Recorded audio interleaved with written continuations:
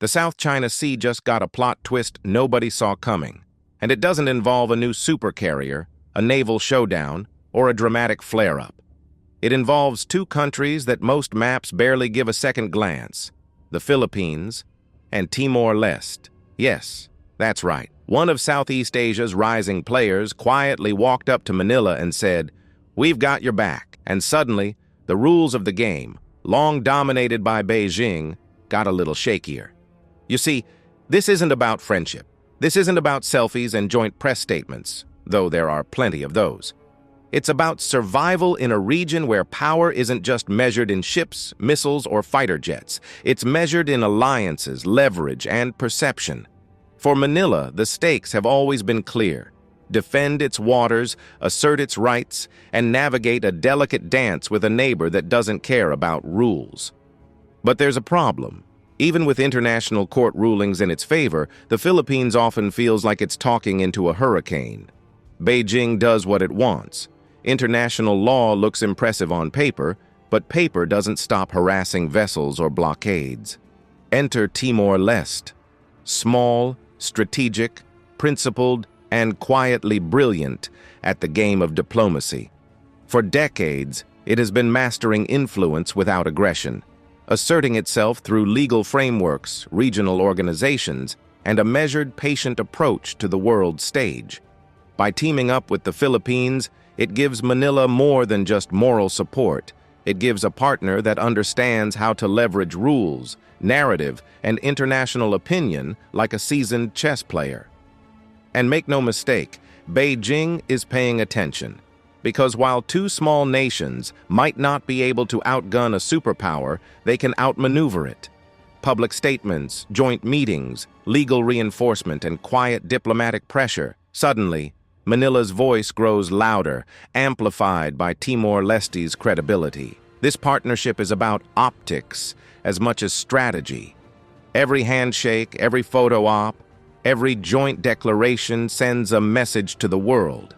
Small nations can organize, small nations can influence, and small nations can resist coercion, silently, decisively, and effectively. Timor-Leste's approach also adds a layer of unpredictability. Unlike larger Southeast Asian claimants, it doesn't carry heavy baggage from past disputes.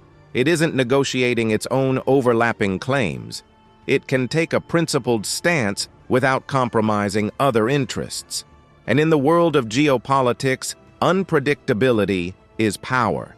It forces opponents to constantly calculate, hesitate, and second-guess. But there's more than just optics and unpredictability at play. Timor-Leste is inching toward ASEAN membership, a move that transforms a quiet regional player into a voting member at the table where Southeast Asia decides its rules. And Manila is subtly positioning itself as a mentor, an ally, and a facilitator. By strengthening these ties, the Philippines gains a voice in regional decision-making far beyond its own size or military capacity. It's the ultimate soft power play: influence through credibility, legal alignment, and strategic timing. Meanwhile, on the other side, Beijing is faced with a delicate problem. Timor-Leste has economic ties with China, infrastructure projects, investments, loans, and yet, it is leaning publicly toward Manila's side on principles of maritime law. Every step closer to Manila puts China in a bind: apply pressure and risk international criticism, or stay silent and risk perception that its influence is slipping. Either choice has consequences. Meanwhile, the rest of the region is watching. Vietnam, Malaysia, Indonesia, and even Singapore, countries with their own maritime stakes, notice the Philippines is no longer isolated. Timor-Leste, though small, is now a magnifier of influence. Suddenly, Beijing can no longer count on disunity or apathy to maintain control over the narrative. The South China Sea is a story now being written by voices China cannot entirely silence. And the most brilliant part? This alliance doesn't require a single show of force.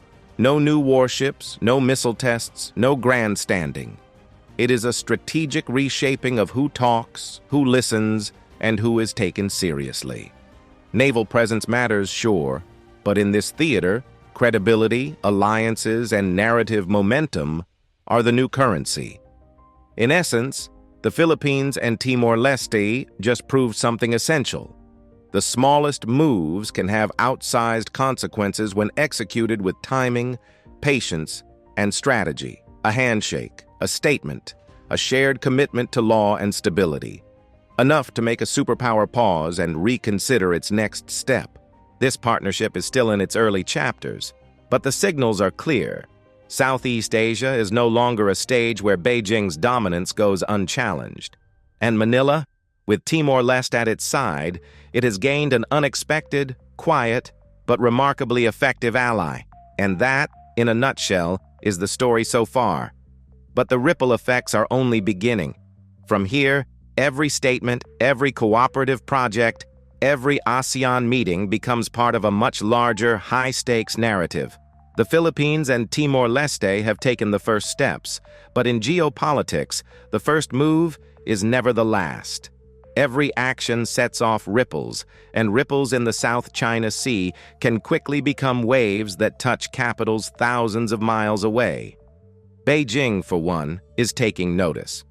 Small countries forging unexpected alliances don't make headlines by accident. They make them because the power dynamics are shifting, slowly, subtly, and in ways that traditional military might can't always counter. China's influence in Southeast Asia has long relied on a careful balance of incentives and pressure.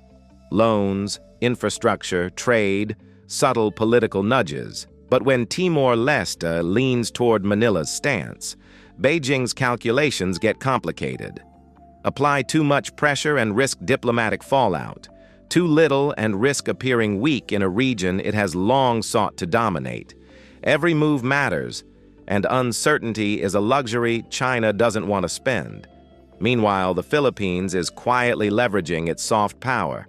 No, it doesn't have the largest fleet in the region, but it has the law on its side, credibility with partners, and now an unexpected ally that amplifies its voice. Timor-Leste's participation isn't about firepower. It's about narrative, legitimacy, and signaling.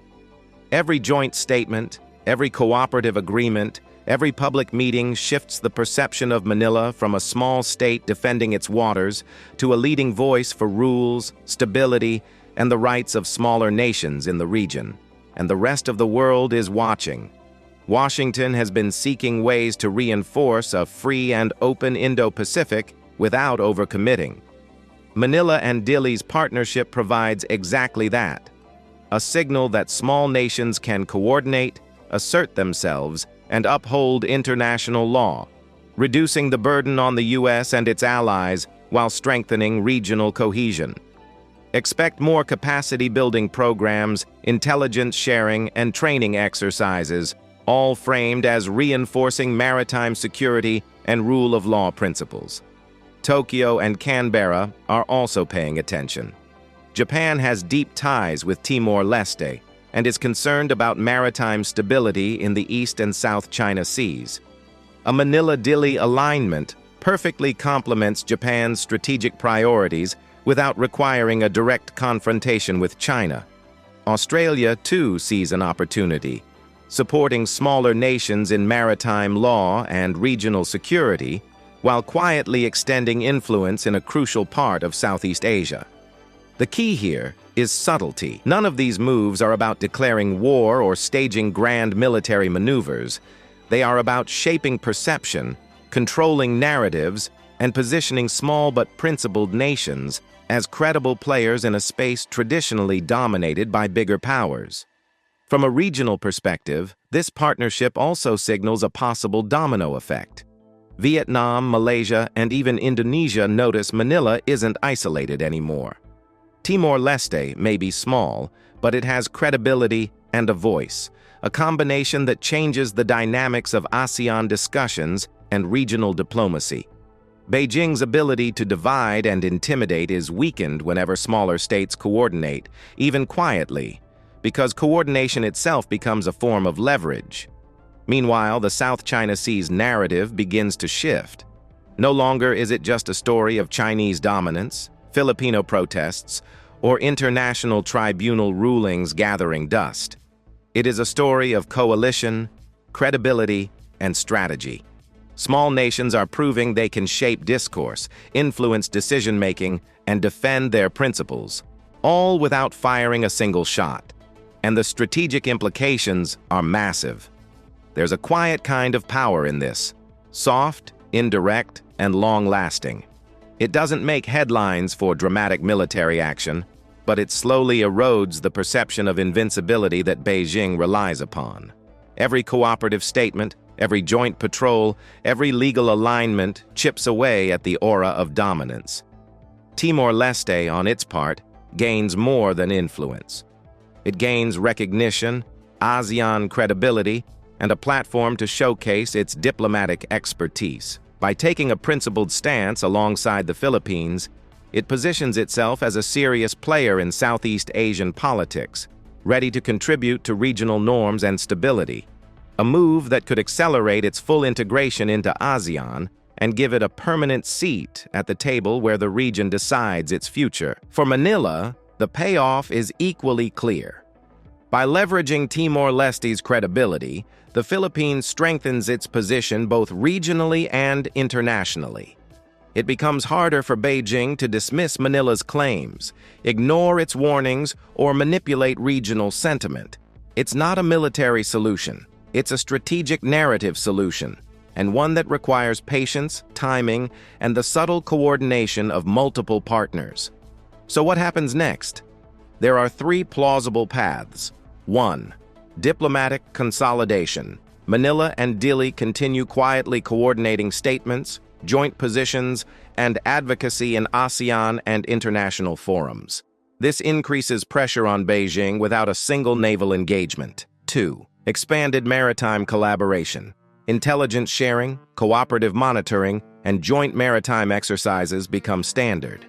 Even without overt confrontation, this strengthens the operational awareness and legitimacy of both countries. 3. A ripple effect in the region. Other small or medium-sized nations begin to align subtly, inspired by Manila-Dili's model. A coalition of credibility and principle could emerge, changing the calculus for Beijing, forcing it to negotiate and reconsider unilateral strategies. Every scenario points toward one undeniable fact. The balance of perception in the South China Sea is shifting, and the Philippines now has a partner in this subtle, high-stakes chess game. The genius of this partnership isn't in ships, missiles, or grandstanding.